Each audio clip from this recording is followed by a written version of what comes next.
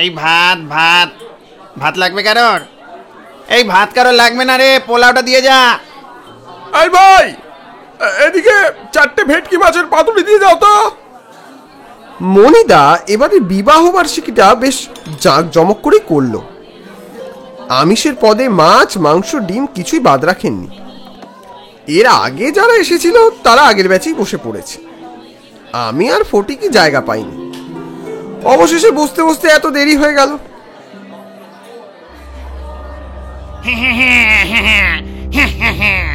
শান্তিতে কেউ খেতে পারবে না, কেউ খেতে পারবে না, সব ধ্বংস হয়ে যাবে, সব ধ্বংস হয়ে যাবে, কেউ পারবে না পালাতে। দেখলাম প্যান্ডেলের ফাঁক গলে একটা লোক সামনে এসে দাঁড়িয়েছে, পরনে ছেঁড়া জামা, উদ্ভ্রান্ত দৃষ্টি। ফটিক ভয় পেয়ে গেল। ওবা ওবা, এটা কে গো? মনিদা তৎক্ষণাৎ সামনে এসে দাঁড়ালো। এই এই, তুই আবার এখানে এসছিস? যা যা এখান থেকে, যা। আর বলো না কোত্থেকে সব ঢুকে পড়ে। তোমরা সব ঠিক করে খাওয়া দাওয়া করছো তো? হ্যাঁ মনিদা, দারুণ খাচ্ছি। কি ইলাহি আয়োজন করেছেন। আর ভায়া, 25 বছরের দাম্পত্য জীবন হয়ে গেল। তোমরা যে এসেছো আমি খুব খুশি হয়েছি। আমরাও। ও মনিদা, এখানে 10 পিস রসগোল্লা দিয়ে যেতে বলো না। হ্যাঁ হ্যাঁ, এই তো, এই এখানে 10 পিস রসগোল্লা দিয়ে যা। সেই কখন ভর দুপুরে এসেছি। সব যখন খাওয়া দাওয়া মিটলো তখন প্রায় বিকেল গড়িয়েছে। স্বামী আনার বাইরে এসে দেখি বাদ বাকি যারা এসেছিল তারা সবাই বাসে চলে গেছে। শুধু পড়ে আছি আমি আর ফটিক। ফটিক ট্যাপ কলে হাত ধুয়ে দাঁত খোঁচাতে খোঁচাতে এসে বলল, এই কটা বাজলো? 4:15 বেজে গেছে। 4:30 তো শেষ বাস, ধরতে না পারলে বেদম ঝক্কি। আরে চিন্তা করছো কেন? এই সোজা পথ ধরে মিনিট 10-12 হাঁটলেই বড় রাস্তা। তা বটে ঠিক, দাঁড়াও একবার মনিতাকে বলে আসি। আরে এবার মনিতাকে বলার কি আছে? এখন ভাত খেয়ে আমার পেটায় ঘুম পাচ্ছে। চলো বরং বাসের দিকে হাঁটা দিই। ও ফটিক, তোমার জন্য দেখছি মানুষের সাথে ভালো করে সম্পর্কই রাখা যাবে না। ফটিক ও দিব্যকান্তি ভুঁড়িতে হাত বুলোতে বুলোতে এগিয়ে চলল। একটা আখ ক্ষেতের মাঝখান দিয়ে খোয়া ফেলা মাটির রাস্তা, তারপরে ইটভাটা। সূর্যাস্তের শেষ আভা পড়েছে চারিদিকে। গ্রামের অপরূপ শোভা দেখতে দেখতে আমরা এগিয়ে চলেছিলাম। অবশেষে যখন বড় রাস্তার কাছে এলাম তখন হাত ঘড়িতে দেখলাম 4:20। যাক, হাতে আরো মিনিট 10 সময় আছে। তারাপদ, ও তারাপদ, শিগগির ওদিকে দেখো, মনে হয় বাসটা চলে যাচ্ছে। সত্যি দেখলাম মিনি বাসটা ধোঁয়া ছাড়তে ছাড়তে বড় রাস্তার দুধারে সবুজ গাছের মধ্যে ক্রমশই মিশে যাচ্ছে। তারাপদ, দৌড়ায় চলো। না গো ফটিক, এখন আর দৌড়ে লাভ নেই। এখন আমরা সর্বশক্তি দিয়ে দৌড়লেও ওই বাসের কাছে পৌঁছতে পারবো না। ফটিক মাথায় হাত দিয়ে বসে পড়ল। তাহলে এখন উপায়? বাড়ি যাব কি করে? এসো ফটিক, এখনো সন্ধ্যার আলো পড়তে বেশ দেরি আছে। ততক্ষণ চেষ্টা করে দেখি যদি আর কোনো গাড়ি ঘোড়া পাওয়া যায়। এরপর ফটিক গজগজ করতে করতে আমার সাথে এগিয়ে চলল। দূর দূর, আর ভালো লাগে না। আজ যদি বাড়ি পৌঁছতে না পারি, কাল নিঘাত অফিসে যেতে পারবো না। তারপর আমার মিটিং, না গেলে আমার চাকরি থাকবে না। কি যে করবো, আমার মাথা খারাপ হয়ে যাচ্ছে। আশ্চর্যের ব্যাপার হলো এতটা দূর হাঁটতে হাঁটতে চলে এলাম, তবু একটা গাড়িরও দেখা মিলল না। এবার সত্যিই ক্লান্ত লাগছে, সারাদিনের ধকল। একবার মনে হলো ওখানে মনিদার বাড়িতে রাতটা কাটিয়ে দিলে হতো, কিন্তু সে উপায়ও নেই। ফটিক, কি করবে হে এখন? কিছুই তো পাচ্ছি না। আর আমাদের কপাল, এমনি আকাশের অবস্থা ভালো নয়। যে কোনো সময় এক পশলা ঢালবে মনে হচ্ছে। কি করা যায় কি জানি। আর কথা থাকার জায়গা পাবি না। ওই যে বাংলা, এই বাংলাতেই রাত কাটাতে হবে। ওই যে 16পা যাবি, 16পা গেলেই পৌঁছে যাবি, বুঝলি? কপাল কপাল। দেখলাম সেই অনুষ্ঠান বাড়ির অদ্ভুত লোকটিকে এখানে ঘুরে বেড়াচ্ছে, কি সব বলছে। ও তারাপদ, ও কি বলছে গো? আই আই যাও যাও, এখান থেকে যাও। ভয় পেয়েছে, ভয় পেয়েছে। যত সব প্রলাপ বকা। চলো চলো এখান থেকে যাই। ফটিক হাঁটতে শুরু করলো, যদি কোনো যানবাহন পাওয়া যায়। এমন বাজেভাবে ফেঁসে গেছি, এখন চারপাশে ঝোপঝাড় আর ব্যাঙেদের কলতান ছাড়া আর কিছুই কানে এলো না। নিঘাত বৃষ্টি নামবে।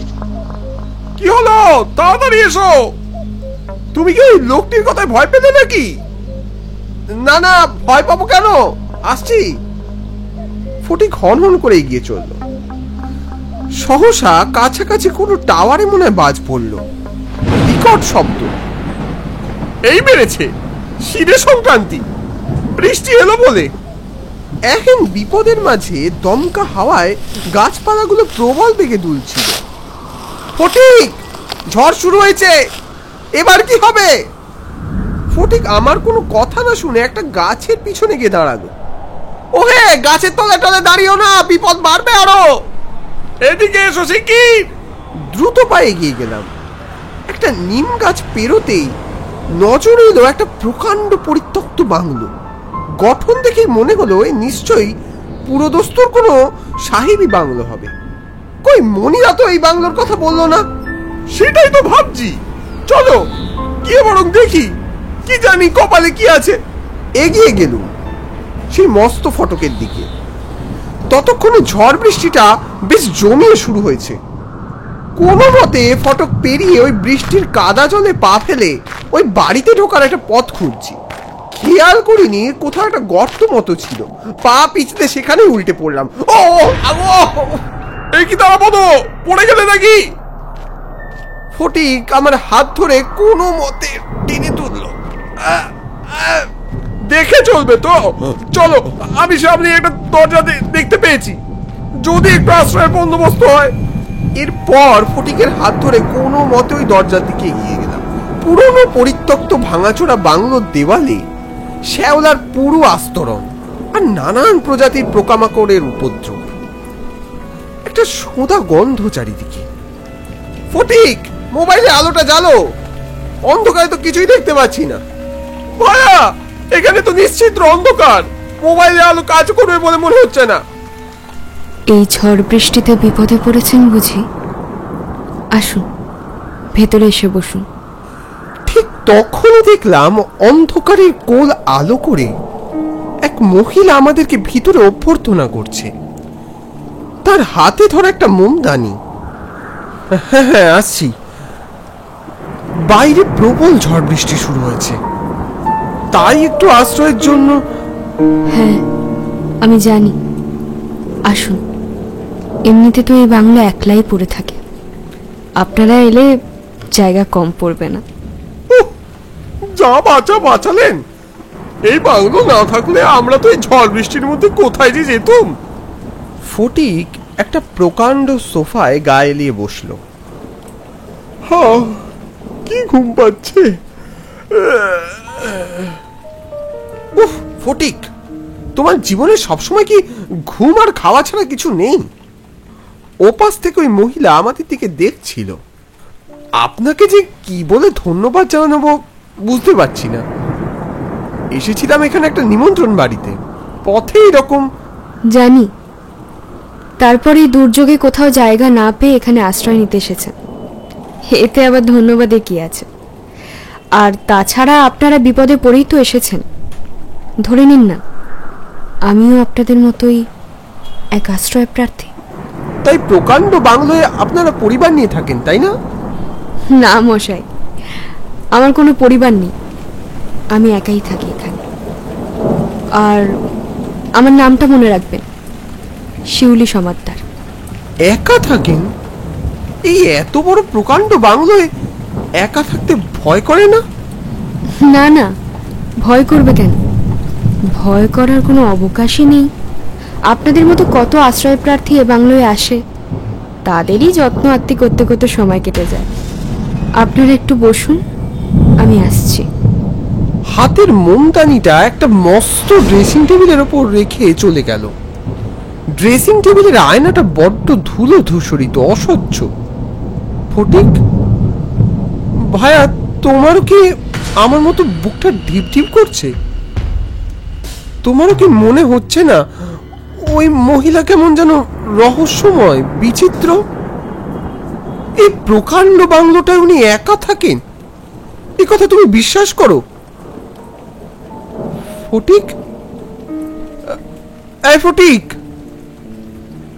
ততক্ষণে ফটিক শান্তির ঘুম ঘুমোচ্ছে। ধুর, মনের মধ্যে একটা ভয় থেকে মনিতাকে ফোন করলাম। হ্যালো, হ্যাঁ মনিতা। ও দাঁড়াবো, পৌঁছে গেছো তোমরা? না মনিতা, গাড়ি পাইনি, তার উপর এমন দুর্যোগ, আপনাদের এখানে একটা কাছাকাছি বাংলায় আশ্রয় নিতে হলো। ওখানে কেন গেছো? এক্ষুনি ওখান থেকে বেরিয়ে যাও তোমরা, এক্ষুনি। কিন্তু মনিদা, এখন যে বেরোতে পারবো না, বাইরে প্রচন্ড বৃষ্টি হচ্ছে।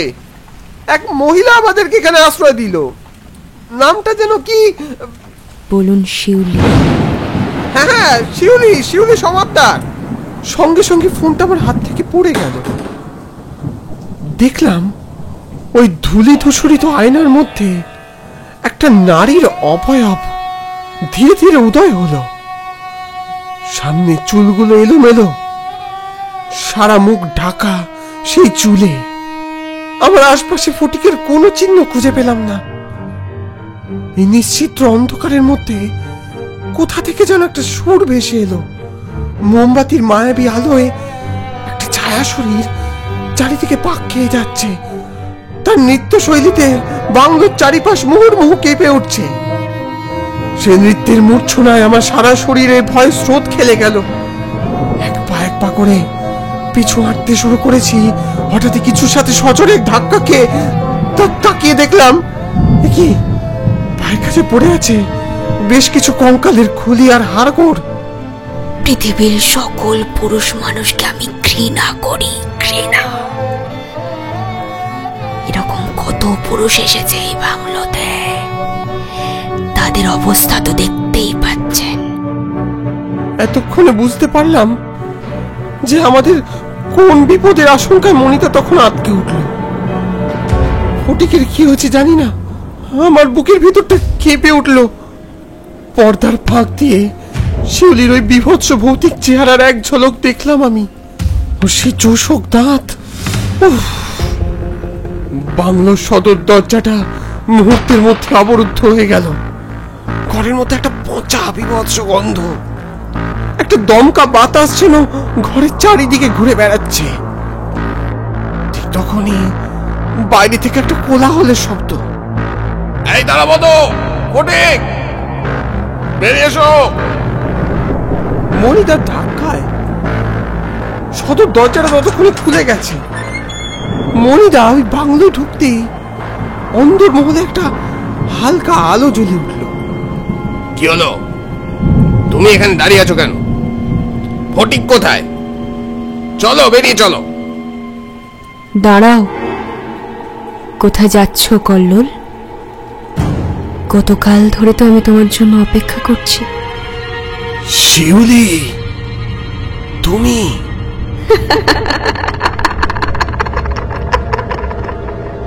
আমার নামটা শুনেই তো ছুটে এলি? হ্যাঁ, কি ভেবেছিলিস এখানে এখানে আমায় রেখে গেলেই তোর মুক্তি? হ্যাঁ, দেখ দেখ, 24টা বছর হয়ে গেছে তুই আসিসনি, কিন্তু আমি আমি আমি তাও অপেক্ষা করেছি তোর জন্য, তাও অপেক্ষা করেছি আমি। মনিদা, এসব কি কি শুনছি সব? মনিদাকে দেখলাম কেমন যেন ভয় সিঁধিয়ে গেছে।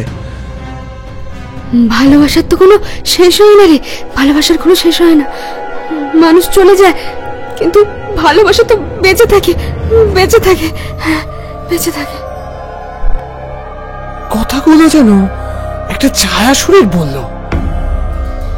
মনে পড়ে, মনে পড়ে তুমি আমি ভালোবেসে বিয়ে করেছিলে, বলেছিলে তোমার বাড়িতে নাকি মেনে নেবে না।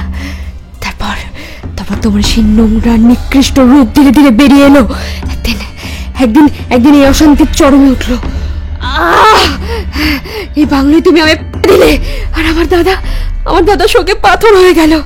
তারপর থেকে এই বাংলোর মধ্যে আমার অতৃপ্ত আত্মা ঘুরে বেড়ায়। তুমি তো দিব্যি সংসার শুরু করলে, আর আর নিজের নাম বদল করলে।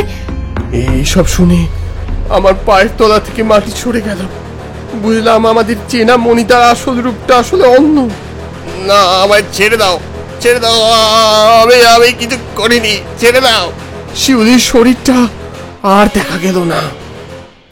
মনিদা ওখান থেকে ছুটে পালাবার চেষ্টা করলো। দেখলাম মনিদার শরীরটাকে কে যেন হাওয়ার গতিতে টেনে নিয়ে গেল অন্ধকারের দিকে। আমায় ছেড়ে দাও, আমায় ছেড়ে দাও। তারাপদ, এই তারাপদ, ওখানে কি করছো তুমি? বাইরে এসো শিগগির। বাইরে থেকে ফটিকের আওয়াজ পেয়ে দ্রুত বাংলোর বাইরে বেরোলাম। দেখলাম বাইরে বৃষ্টি থেমে গেছে। সেই যে তখন তোমায় গর্ত থেকে তুললাম, তারপর থেকে তোমার কোনো পাত্তাই নেই। বৃষ্টি কখন থেমে গেছে, কিন্তু তুমি ভেতরে গেলে কি করে তারাপদ? জানি না ফটিক, আমি কিচ্ছু জানি না। দেখলাম ওই গর্তটার ভিতরে কয়েকটা হাড়গোড় পড়ে আছে। বুঝতে অসুবিধা হলো না, এই হাড়গোড় আসলে শিউলির। চলো এখান থেকে, আমার এই জায়গা মোটেও সুবিধা লাগবে না। আমি একটা ভ্যানের ব্যবস্থা করেছি। ফটিকের সাথে ছুটতে ওই চত্বর ছাড়লাম। একটা চাদর চাপা দেওয়া ভ্যানওয়ালার ভ্যানে আমরা উঠে বসেছি। ভ্যানওয়ালা এক অদ্ভুত হাসি হাসতে শুরু করলো। আজ আজ আমার বোনের আত্মা শান্তি পেয়েছে। এই জানেন আমার বোনের আজ আত্মা শান্তি পেয়েছে। আচ্ছা, আজ আমি খুব খুশি, খুব খুব খুব খুশি। ভ্যানওয়ালার হাসিতে চাঁদের আলোয় এই রাত যেন মুখরিত হয়ে উঠল। বুঝলাম এ শিউলির দাদার হাসি।